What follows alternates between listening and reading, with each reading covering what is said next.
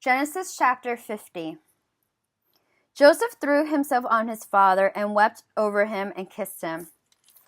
Then Joseph directed the physicians in his service to embalm his father Israel. So the physicians embalmed him, taking a full 40 days, for that was the time required for embalming. And the Egyptians mourned for him 70 days. When the days of mourning had passed, Joseph said to Pharaoh's court, "If I have found favor in your eyes, speak to Pharaoh for me. Tell him my father made me swear an oath and said, 'I am about to die. Bury me in the tomb I dug for myself in the land of Canaan. Now let me go up and bury my father. Then I will return.'" Pharaoh said, "Go up and bury your father, as he made you swear to do." So Joseph went up to bury his father.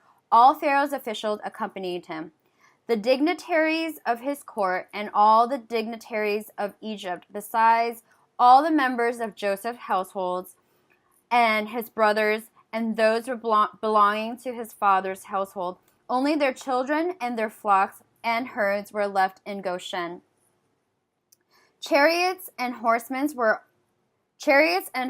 also went up with him. It was a very large company. When they reached the threshing floor of Atad near the Jordan, they lamented loudly and bitterly. And there Joseph observed a 7-day period of mourning for his father. When the Canaanites who lived there saw the mourning of the threshing floor at Atad, they said, "The Egyptians are holding a solemn ceremony of mourning." That is why that place near the Jordan is called Abel Mizraim. So Jacob's son did as he had commanded them. They carried him to the land of Canaan and buried him in the cave in the fields of Machpelah near Mamre, which Abraham had bought along with the field as a burial place from the Ephron the Hittites.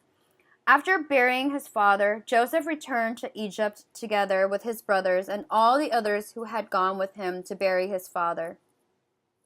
When Joseph's brothers saw that their father was dead, they said, "What if Joseph holds a grudge against us and pays back for all the wrongs we did to him?"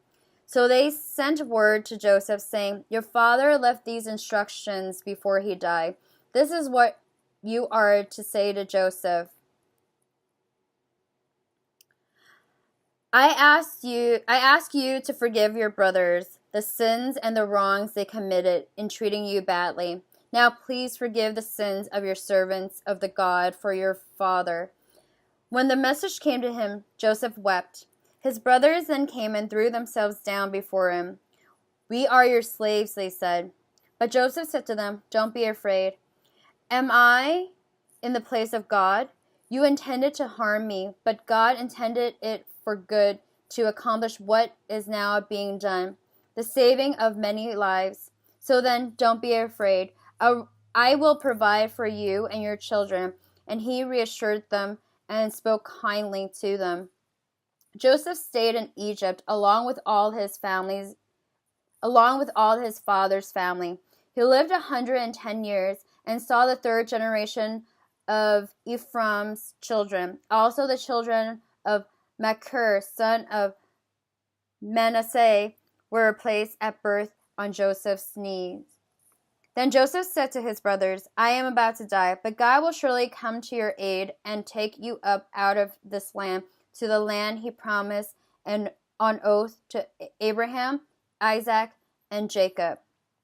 And Joseph made the Israelites swear an oath and said, "God will surely come to your aid, and then you must carry my bones up from this place." So Joseph died at the age of 110, and after they embalmed him, he was placed in a coffin in Egypt.